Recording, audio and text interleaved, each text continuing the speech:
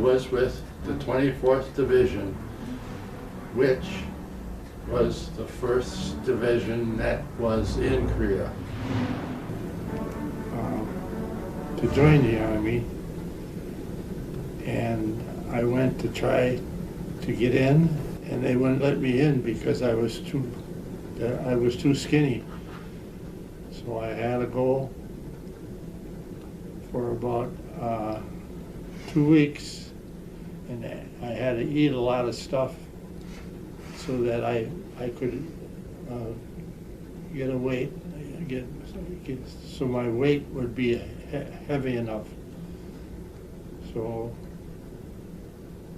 the second time I went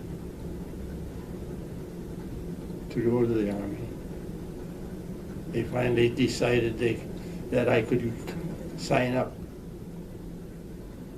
But I still couldn't go because I was only 17, so I had to have my dad or my mother sign for me because I was only 17 years old. And my dad wouldn't sign for me. And I says, well, I asked my mother, and she didn't want to do it. She didn't want to sign up for me, but she always she would do anything that I wanted to do. Why did you want to sign up? I wanted to sign up because we had a guy by the name of Don Zentner, and he got us into, he was already in the Army. We decided to get in with him in the same outfit, and he told us that we could have this pretty good deal because in the summertime we would go to Wisconsin to help train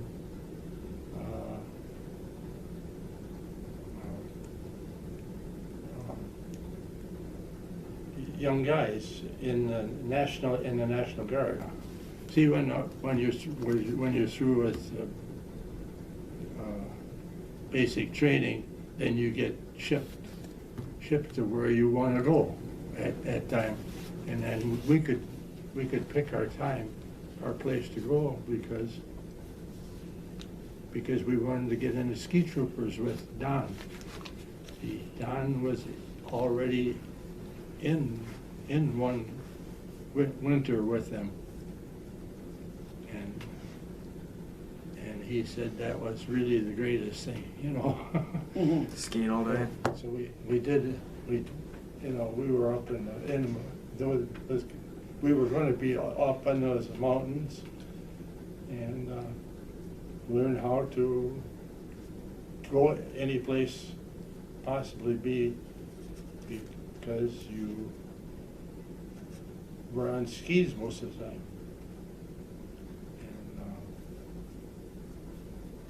And right now, that was the only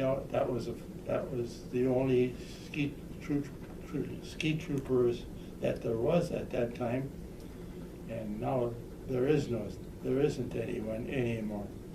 Did you ever ski before you became a ski trooper? No. So you never skied your whole life? No, and I never was, but Don had told us that you don't have to worry about that. They teach you how to ski really good. Yeah, I bet they did. Like Don said, once you spend a winter up in the mountains, you'll know how to ski. Boot camp was in Kansas at Fort Riley. Fort Riley, right? And then from Fort Riley, you went to Colorado. That's right. Carson. Yeah. Then from Colorado, you went to San Francisco, where you boarded a ship. Yeah. To go to Korea. No, actually, we left from that camp in Wisconsin. We were in Wisconsin when we got shipped out. Okay. See, we never got a chance to get back to Colorado to get our skis, we put it that way. Seems like Mr. Zentner pulled a fast one on you.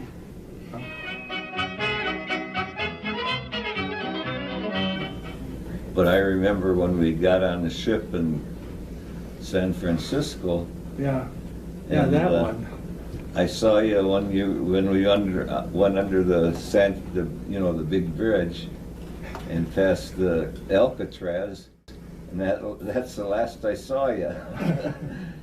He got so sick he was underneath in the bunk the whole trip over there. Well, And Zentner and I were yeah, when sat you up finally on get, deck. no, when you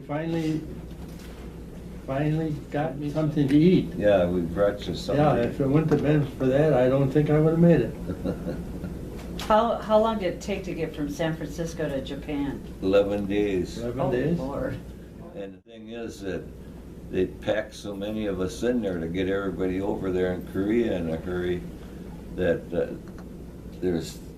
we had three guys to one bunk. Each had 8 hours on the bunk. Yeah, that's it. And the bunks were about 5 high. It was a troop ship. And then they had a whole Air Force squadron up on the deck underneath the big canvas. That's how packed the ship was. I think And then- we had an extra 1,000 people, wasn't it? Something like that. And then we hit an edge of a typhoon. And everybody had to come underneath, the Air Force guys and everything. And there's loads and loads of people that got sick. The steps were slippery and everything. They're throwing up all over. It was just a big That must mess. have been after. That must have been after I got something to eat, though, wasn't it? Yeah, it was towards the end when we were almost in Japan. Well, that I knew it was something like this because, like I said, I was just about dead. Yeah, Zentner and I were up on deck most of the trip over there. It was nice Yeah. weather till we hit that typhoon. Out of, Yeah. you know, you were up there too, Yeah. pretty close that river, weren't you? We were just You- about a half a mile from the Yellow River. Yeah. Yeah, and across the river was China. Yeah. And that's when they jumped in. Yeah. I said that's when Don said he pissed in the he pissed in the Yule River. Yeah. Well, I didn't even know that. What did you say? Don pissed in the Yellow River? Yeah. That's what he claimed. Yeah. How But did he- how did you guys cross the river? We didn't cross the river. We never That was crossed the river. And the other side was China. And we got split in Japan, didn't we? Yeah, yeah. So he Yeah. was telling us that he was in the 24th and you were in the 25th. Yeah. Why did you guys get split? Well, they looked over my records and they found out that I had a bad eye. I had a 2200 vision in my left eye. And they says, well, you can stay here in Japan or you can go over with the rest of them. I said, well, I'll go over. It's a dumb thing to say. You could have went back home. Well, I could have stayed in Japan for Or in Japan. Huh? Yeah. Yeah. Oh, okay, so Yeah, that would have been pretty good tour duty. tour of duty in Yeah. Japan. Yeah. so that's why you were Separated. so you could have been together if they would have Probably, noticed yeah. it earlier. Yeah. And you agreed to go Yeah, with it. They held me back would- because of my bad eye. He would have been in the same outfit that I was in. And Zentner. See, well, we were swarming up to the north. MacArthur said we'd be home by Christmas, General MacArthur. Yeah. And it was around Thanksgiving, and we were just heading along up the roads without stopping, and you know, and here them Chinese were all in the hills and Yeah. the trees and stuff, and pretty soon the Chinese come across the river, and here we were the other ones they circled around behind us and, Yeah, I know they were behind, they were behind us too. yeah, and, We had more. We had Chinese more, were in front of us and behind us, and yeah, we had there more. was no front lines. The front lines were all So around that was us. right around Christmas. Yeah, yeah, right Yeah. before Christmas. Because I remember it was around Christmas. So what did you do, Jerry? I was in the mortars. He was in the mortars too, and he was in the bigger ones. Yeah, in the Well, 4.2 mortars. Yeah, you were 4 I was in the 81, Yeah. wasn't I? Yeah. See, you take them shells and drop them down the tube there. We call them stovepipes. See, that's a 25-pound shell. It was almost like a 105 howitzer. Yeah, you're. See, you're- the one you're, he was in, it was a smaller one, about like so. Yeah, we that- could, That was our main, that's what our job was, as mortarmen. What was your nickname ground pounders. in the Army? We weren't supposed to have any trucks or anything.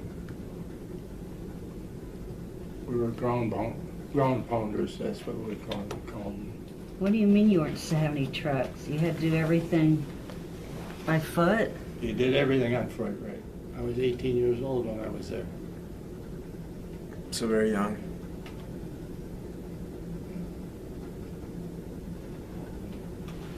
So- We really didn't know much. Yeah. At night, it was always at night, we were up all night, you know, we two guys to a trench. And one would sleep for an hour and then the other would be awake and then they'd change off all night long like that in the foxhole is what it was. And it was raining one night and I had poncho on and my M1 rifle, you know, underneath my poncho. And here comes two guys along the top of that canal where we were, you know, by the river. And he had bushes and stuff sticking out of their helmets. You know, they were shooting up flares and you could see that. Well, they didn't see us down in that hole and I shot right through my poncho. You know, instead of trying to get it out from underneath, I shot right through that poncho. Yeah. Yeah. Look at that mortar. Yeah, it is a lot bigger than ours. Yeah, that's a Chinese mortar that we captured. Tell me about that picture right there. Oh, I don't know if you remember it or not. Somebody looks That's- intoxicated. Right here. Right here. You remember that? Did they get to drink there? Don't spill your water.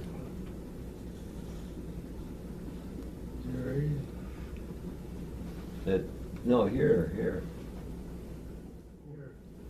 Well, that's when we were in. Fort Riley, Kansas. Fort Riley. That's when he come back from the PX with his few too many beers. True. Could that have happened? Yeah. I suppose it happened. Boy, Rick, you even got a hold of me, so I Yeah, don't. fall out the window. Well, you had to keep that picture. Did you have to dig a lot of trenches in the war? Oh, yeah.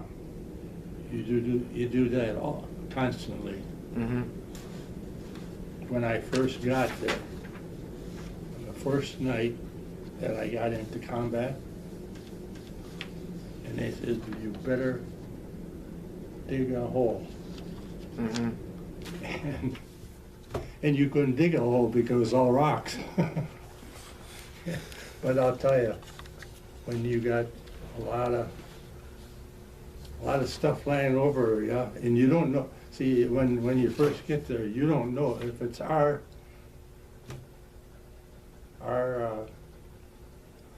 big guns that are shooting over us, or if it's the other guys shooting to you. And when you first get there, you see, you don't realize who is who, what? Mm-hmm. I can remember the first night, and there was a lot of rock, and believe it or not, you can drill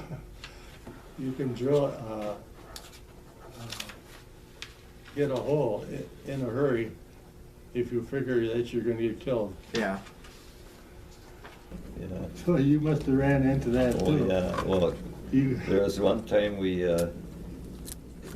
was, I don't know, in the summer, and the riverbed was dry, you know, and there was just a little creek running through it. Here they had us set up in that riverbed, and he says, well, dig holes. And we couldn't dig a hole for nothing, it was just solid rocks. So we had all them big wooden boxes that were our shells were in, mortar shells. We filled them with rocks and stuff, and we put them around more or less for protection instead of a hole. And here what happened, up above on a hill, peak of hill, all of a sudden a machine gun opens up fire on us. And they're shooting right at the ammo boxes. They figured they'd explode. And then some riflemen went around and got a hold of that machine gunner, and here it was a 60-year-old woman.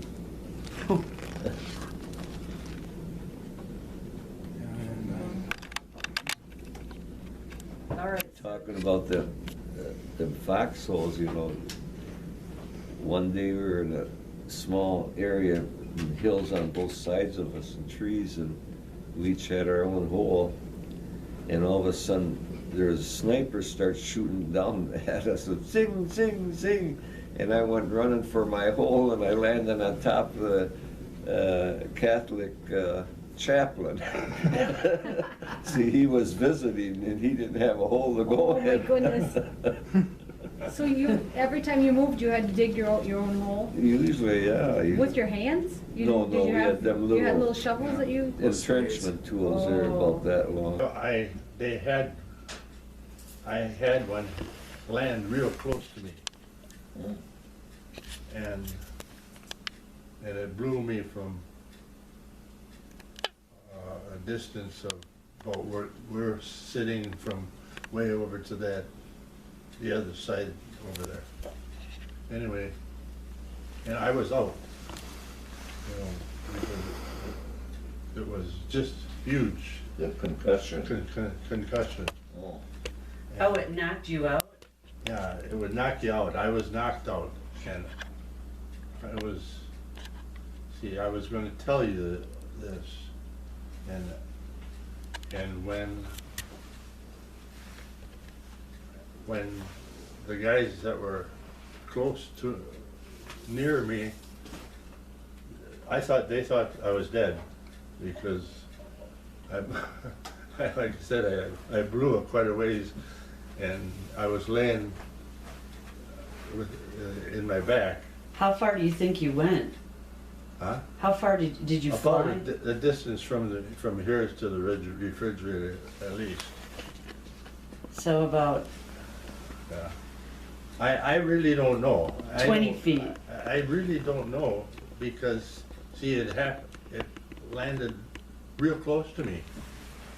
And then they thought I was dead because the dang thing lands so close to me. Jerry, were you ever injured?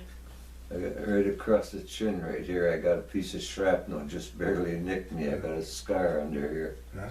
Yeah. Did you get it? You didn't get it either? No. Huh? Did you get stitches? No. Oh. The medic, he just taped it up, and after a while pulled the tape off and everything was all right. Wow. Yeah, I got shrapnel too, under my chin. That was a close call. Uh-huh. Yeah. Well, this guy, you remember that guy that visited me in Tucker. Tucker, yeah. Tucker, one time, the gal dang, the bullet, right it hit his Helmet? helmet, but it never went through. Oh. It nicked his goddamn helmet. You know how close that is. Yeah. Because those bullets would go right through that The helmet. yeah. helmet. Wow. It's a Yeah. divine intervention right there. We were talking to the interpreter. We were standing, and I think Tucker, the other guy left a little ways. He went someplace else. But Tucker and I were talking to this interpreter because I guess we liked the guy so good because the guy could speak English real good, Yeah. and he belonged to the their army, The ROK, ROK. Republic of Korea, yeah. Yeah, okay. So he wore their uniform even, and he was an officer, and we could talk to him just, like he wasn't an officer. Mhm. And then we seen this, remember I talked to you about that airplane? Mhm. We seen this airplane, and we seen these airplanes all the time. They'd go kind of low from us, but they would blow the hell out of somebody not too far away from us. And so we didn't pay any attention to them because we were so used to that already. And all of a sudden, bang, they came real close to us. And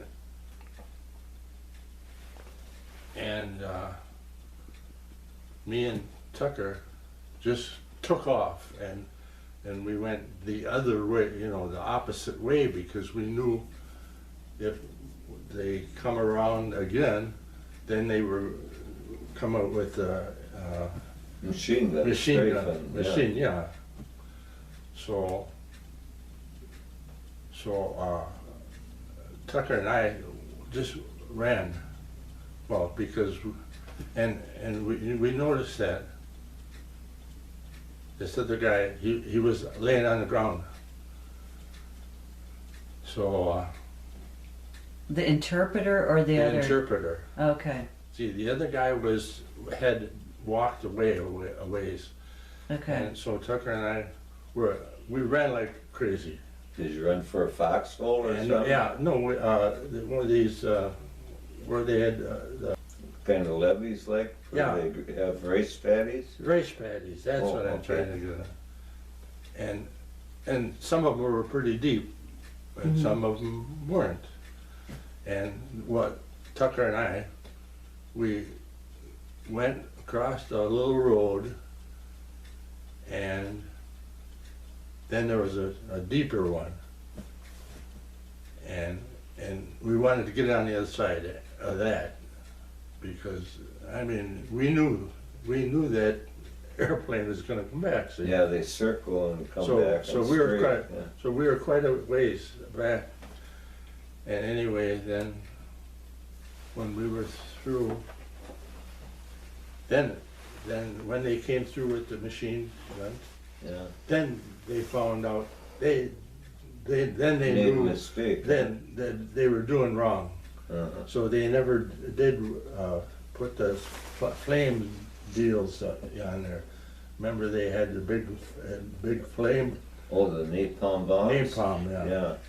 So And they if- first drop the rockets and then they Yeah, come and around? we were lucky but this young guy that we had just been talking to, and I'm not kidding you, we had just walked away from him a little ways. When we knew that something hit us Yeah. right close.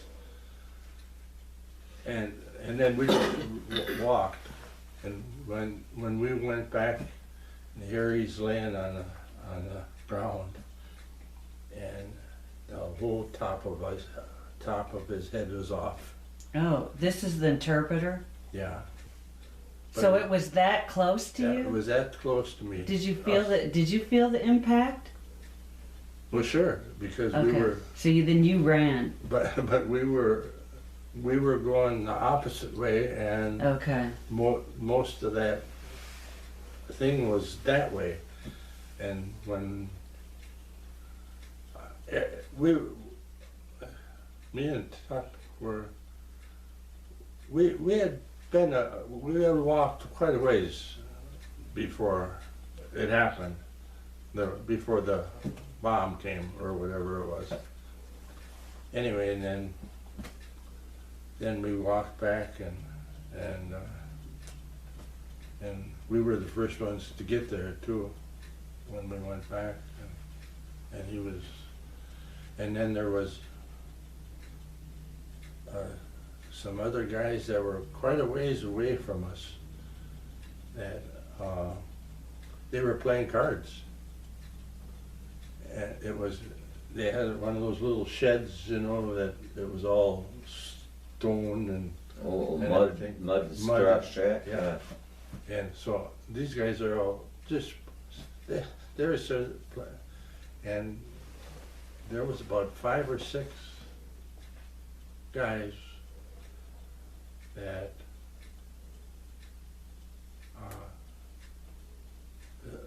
a bunch of this rocks and stuff hit them in the face. And, you know, then those guys that said, you know, they got this all in their eyes and everything, and you know, we never seen them again. Oh, yeah. They took all those guys along, out right away, and They must have had some bad head yeah, injuries and they had, stuff. and we lost about 6 guys that day, And that was just a mistake.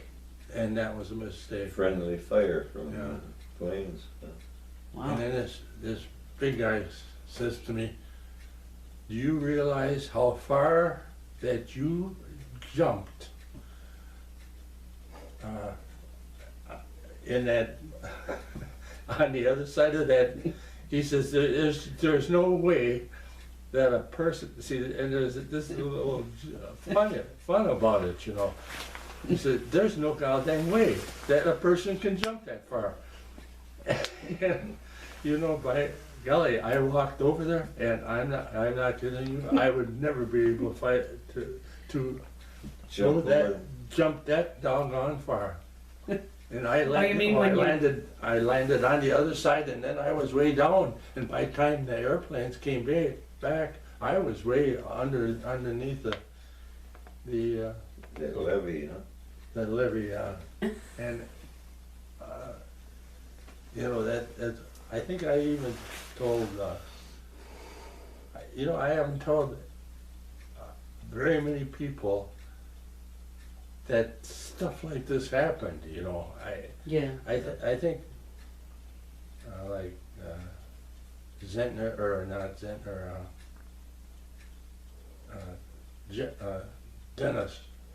Dennis, when we'd be sitting around by, you know, having beers. Yeah.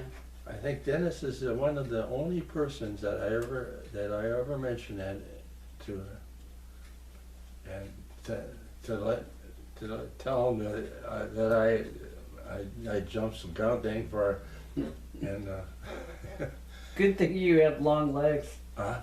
Good thing Yeah. you have long legs. yeah. See the other guys that were right there, there were some other guys that were running that way too, and they had to go all the way down, and then I made it. I made that great big long. I have no idea how far that was. And is that when they started calling you Spider-Man? No, that I got that from Fechner, or not, by Johnson. We come to a place that was an opening, and there was a big creek, and it was about, that deep, right along the, kind of like a face of the cliff almost alongside of that. And that side there was a field, and we parked our trucks and stuff there, and I noticed that there were some holes around from shells, explosions, craters, and well, I didn't really think anything of it. Anyway, we were so dirty and everything, we jumped, went in for a swim, and we just got out, and all of a sudden mortar shells come up over the other side of that cliff, and they start hitting, and I dove for one of them holes, and I heard some crying, medic, medic, and I was going to get up, and I heard another shell whistling was coming in. I got down, and it missed me again, shrapnel flying over my head and all over. It hit the trucks, and finally it stopped, and we got 8 guys killed, and one of them shells, it hit him directly, and we had to put his head and his feet in a canvas, our shelter half we used for a tent. But anyway, we lost 8 guys killed, and there's some others wounded, but I never got a nick. That's all. I guess it's all how you can be lucky and Yeah. and unlucky, I guess. Huh? Yeah. Uh, There are other times too it's pretty close. One thing that was really scary is once we were right up on the line with the infantry, because we were spread out so far, they didn't have enough guys to cover the whole thing, the whole hill. And here down below that big hill, we could hear them there jabbering and stuff, and all of a sudden whistles would blow. They're blowing whistles, first way on this side, and then this side, and then towards the middle, and then the other side. They're all spread out. They must have been counting the whistles when everybody was ready or something to attack. And then there are some drums, and all of a sudden bugles. And then all of a sudden they start screaming and yelling, and they come, up towards us.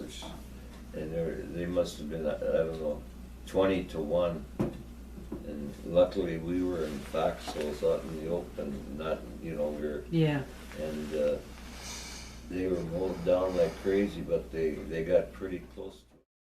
Well, they said that when we were up on that hill, that was the 38th parallel. Oh, okay.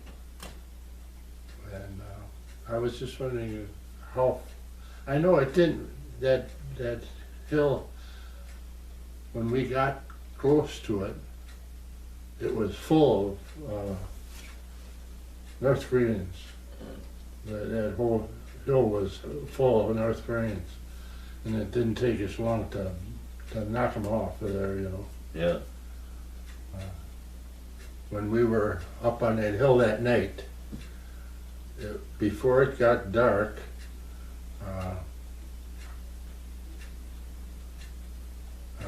that was one time when I seen Zentner.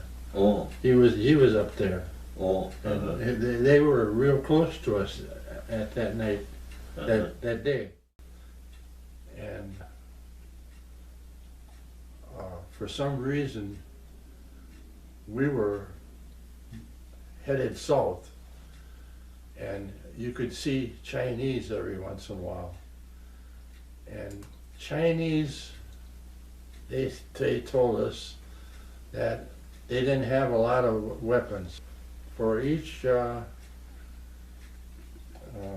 rifle, there was 10 people. There was 9 other people. If the guy that with the rifle got shot down, then somebody else would pick this rifle up. Yeah, they had a lot of Because them were 15, 16 years old, young Chinese, and not all of them had rifles.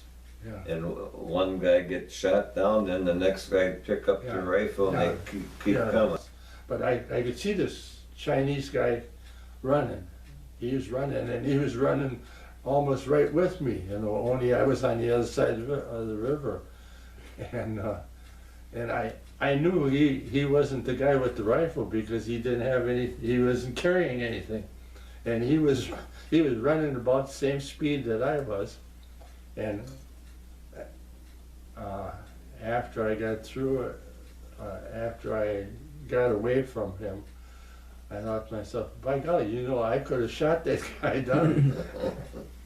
and that guy was really lucky that all I had to do is stand there and you know, we had those carbines. For Yeah. crying out loud, you could fire about what was it, about five rounds. Well, it was semi-automatic. Yeah. Every time you pulled the Yeah, trigger. every time you pulled the trigger, you know, I could have knocked him down so easy, you know. So I saved his life. I saved that guy's life. We got to be good murder people, I tell you. Oh, yeah, yeah. And, Well, one day we had firing mortars like crazy. And they brought the 2.5 ton trucks, you know, what did they call them? yeah. We used to call them, Deuce and a half? Deuce and a half, yeah, Yeah. that's what we used to call them. Two of them filled with mortar shells.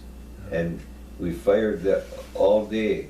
And they kept over the hill, you know. And I don't know how many chinks they killed, but they kept on asking for more mortar rounds, and we just kept on pounding and pounding. And Yeah. 2.5 ton trucks. Yeah. That's how many mortar shells we fired. Hey, we did the same thing. And we we did got the same thing. And we got a presidential unit citation at that time. Yeah. Yeah. Oh, that's a Luke. That's a South Korean. He worked in the kitchen, I think. The North Koreans we called gooks, and the Chinese we called chinks. And the South Koreans were your friends? Chinks. What What did you call Gooks the too. North Korean? North Koreans. Well, the North Koreans and South Koreans were both gooks, but Yeah. Chinese were chinks. Yeah, Chinese are chinks, that's right.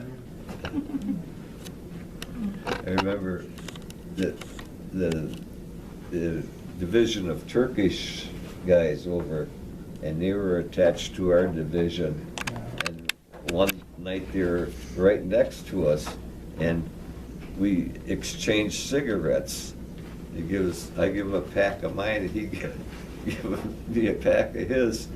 And I start smoking it, and I got dizzy and everything. It was wacky tobacco. Wacky tobacco. It was some pretty powerful stuff. Hey, see, I threw it away. see, those guys were pretty close to us every once in a while. Yeah, These, yeah, they would go to support different divisions. That's when you and I were pretty goddamn close, I'll bet you. They were the Turkish? Turkish, yeah. Were there any other countries that came in? Oh, sure, England, What? Australia, England, they all came in? Greece. There was yeah, a lot of, There was quite a few every different. once in a while you'd run into United somebody Nations. that you didn't even, you had no idea who they were, you know. You didn't know, they didn't speak your English, your language extra, some of them? No. Oh, okay. But they had strong cigarettes. They had strong coffee too. The Turkish. Well, that's one thing that I did is I didn't smoke at that time. And whenever the beer came around, I got extra beer because those Chinese, those South Koreans, they liked to smoke, you know, and they got the same they got the same beer as we did. So I always got extra beer because I. What did we get? 2 cans a week when we could, wasn't Yeah, it? Yeah, every once in a So, while. you know, they- if it was 2 cans, then I always got 4. Oh, so you saved Brewery. your cigarettes and traded them for beer? Yep. they- That was one time I was really glad that I didn't smoke. After it was almost spring, it was getting warmer, and we got a brand new pair of long johns. The others we wore for I don't know how many months. Without- And we without got a washing them? shower. First time I seen somebody die. Oh, Dad. We were walking. Remember, I said it looked like that monument. Oh, yeah. It looked just like that monument, and Oh, the Korean with the soldiers, they're Yeah. marching with their with their yeah, with the raincoats on. ponchos. Yeah, ponchos. And I was walking with this guy, and these other guys were walking. And by golly, you know, ahead of us, there was a guy dead, laid, you know, face down, and he had just been killed. Yeah. And these guys were passing him, and he had the fruit on his back, you know, what do they call it? That we used to eat all. We saw us eat Sea rations. sea rations. Yeah, he had his on his back, and one guy went over there and he cut that off of there. And this other guy says, "So what the hell are you doing?" Well, he says he ain't going to use it any good. He isn't going to use it anymore. Oh. So he cut the fruit off him. Oh. That was the first time I seen it.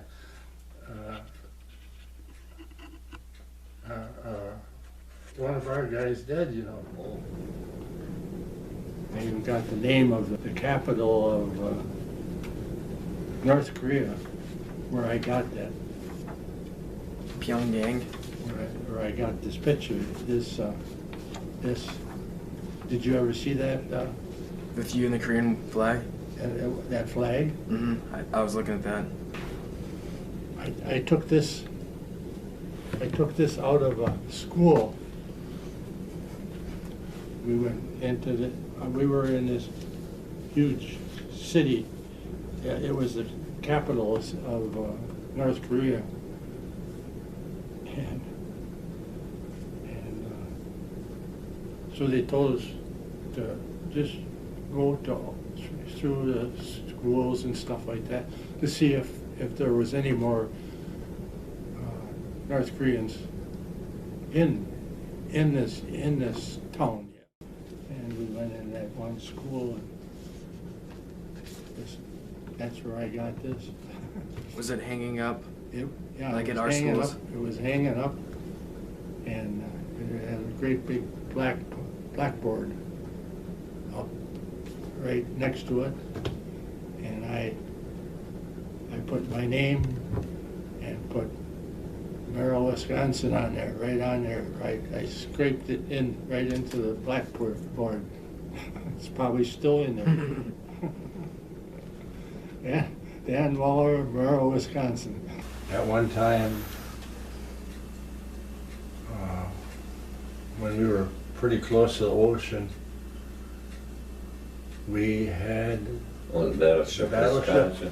the battleship Wisconsin fired over the top of us, well, for a while. And that was really something to see. You could tell when the round was coming, and at night you could see that huge Flare streak, yeah. flare, or that The shell. shell, the big shell, and it would wobble as it went by, and then you'd hear it when it landed, and it made a heck of a Boom. boom when it hit, and after that happened, we seen one of those holes where that thing, where that His shell, where that shell landed, and it was big. And anyway, it was the Wisconsin that was doing that. The battleship. Battleship Wisconsin, yeah. yeah, them guns on there, they're long guns, and they'd have a range of 20 miles, I think. Yeah. Wow. They would shoot that far and they could more or less pinpoint their target. And the battleship was called the Wisconsin. Yeah. Were battleships named after states? And then there was some other. There was a couple other battleships. There was other battleships. So I don't know what the. There were aircraft carriers too, because we had Navy planes sometimes bombing and strafing from off an aircraft carrier. That's kind of coincidental. That's called the Wisconsin. You guys are right next to it. Now it's in mothballs, I think, down in New Orleans. They're taking all the battleships out of commission. Yeah, the Wisconsin is. But I think Yeah. it's sitting someplace. In New Orleans, It I is, huh? think, Yeah. yeah. And I thought that was made us Wisconsin people. Of course, there wasn't in my outfit. There was only one guy that was that was in Wisconsin, but he lived in Illinois now. Oh, When we came back from Korea, we were almost back down to the 38th parallel. There were a couple of us guys that we had a whole truck full of ammunition. And the driver that we were driving with didn't have much room on the road. But he was doing all right, and he was driving pretty slow. But all of a sudden, he hit the side of the road, and the truck tipped over, and we were on the top of all this ammunition, and everything dumped off into the side of the road, and it was even a little watery on the bottom. But anyway, the two of us that were on the top of a plat on there, we were just lucky that that everything didn't fall on top of us. So as soon as the truck was laying down there, then we had to get another truck and to tip the truck that we had, and we would tip it up again. And we had to put all that ammunition back on the truck, and we did get it back to where we were going to the 38th parallel. We had gone maybe about five miles away with this stuff. So that was one thing of it. And then right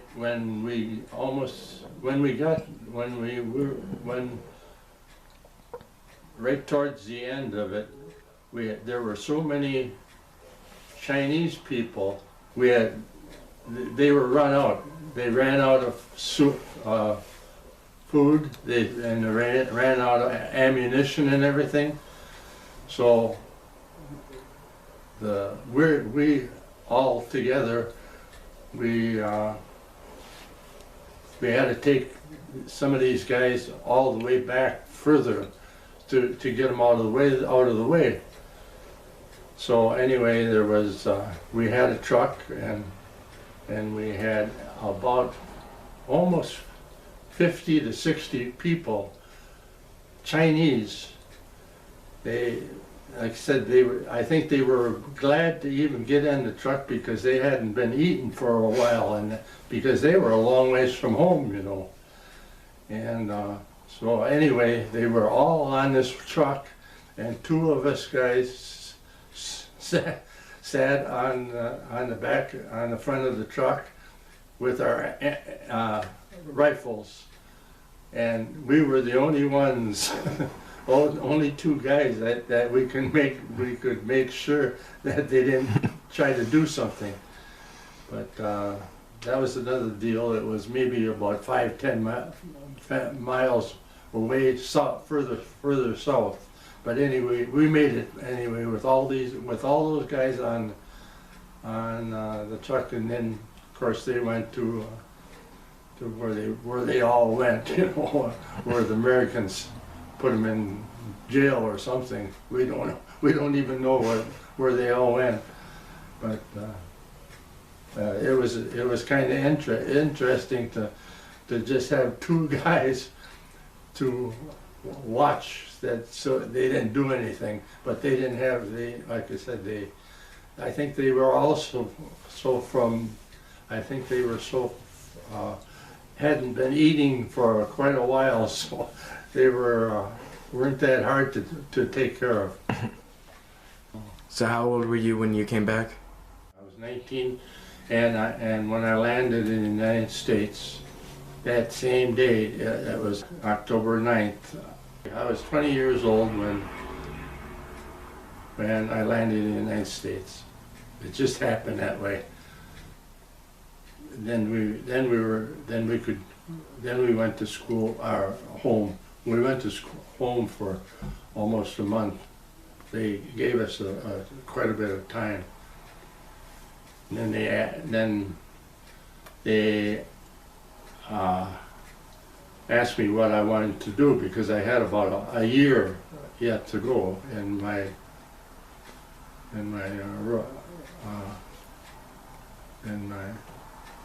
run anyway. I says, well, gee, I'd like to go to Japan, German. I wanted to go to Germany because I had a whole year. And they said, well, then you have to sign up for another year or two. And I said, no, I don't want to go. I don't want to stay in the United States Army. I don't want to stay in the Army anymore, because I'm kind of sick and tired of having people trying to kill me, you know. But that's about all I can say is I spent a year, almost a year yet, and we were training people to go to Korea. That's what we were doing. Some of us guys, and we all had about a year to go yet, you know. Mm-hmm. So they wanted to know a lot of things, you know, that happened when we were there, and how we did things and everything to make it for them when they got there, because they were all going to Korea. The people that we trained, we actually trained people, that even officers and stuff like that, because we could tell them, you know, different things that we made things short, you know, so that it wasn't like, a lot of times it wasn't, you know, like you're supposed to do things. Mm-hmm. And some of those officers, there was one officer that he was really happy to talk with me, because he was in the same outfits that he was going for. He was going to be in the Army, and But that was about the end of it then, see, you know, then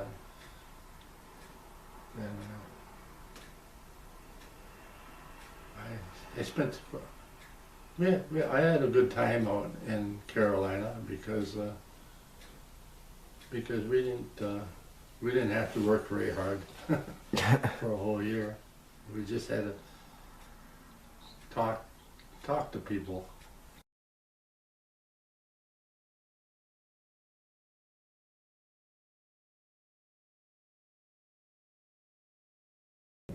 When did you find out Zentner died? Oh, I didn't find out till, I would say a couple months later, I finally got a letter from back home. But, you know, And I was going back and forth, it took so I long was- for letters to get Yeah. back and forth. It was about a month before I found out too. Well, his funeral was when you got home. Yeah, Yeah, well, see, I got home about a week later. yeah, See, I got home about a week after his funeral, yeah. See, I got out just a little bit, a few days a few before I days did. before. I was at Don's funeral. Yeah, I wasn't home then yet.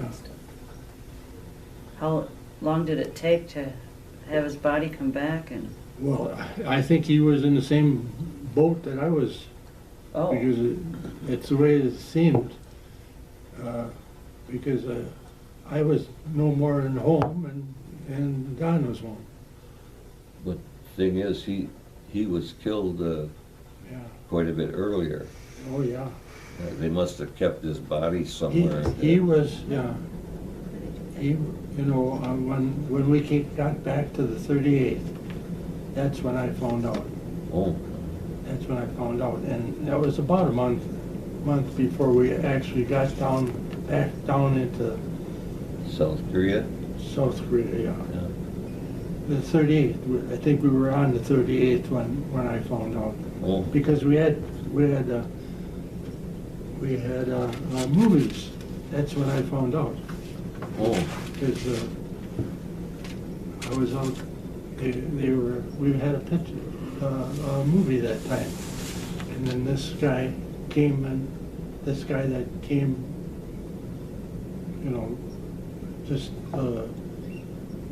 what was his name? Yarnell? Darnell? Yeah, okay.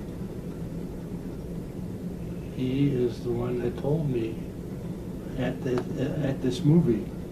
Oh, That's why I knew, that's when I found out that Don was dead.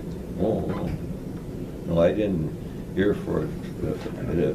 You know, I got the letter, I don't know, couple months Yeah, later. I don't know for sure exactly if it's a month or whatever, but how long was he in combat before he was killed? well, that was just before we got back to the 38th parallel again. It was just about a month, maybe. Oh, You know, that's when we came back. Well, From- that was longer, that was longer, we were probably in combat 6-8 months already. Oh, yeah. oh, okay.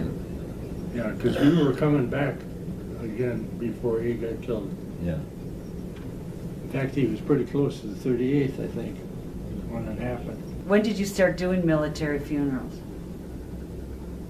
When you About were 1960. so 1960? So you I've started- only been in there for about 50 years, I guess.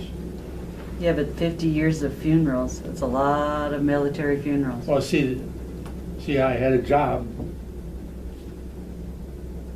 that I could take off whenever I pleased, you know. Mhm. I had my own company, his company, and so if the funeral came up, I went to it. So I went to just about every one from 1960 till now. So figure it out.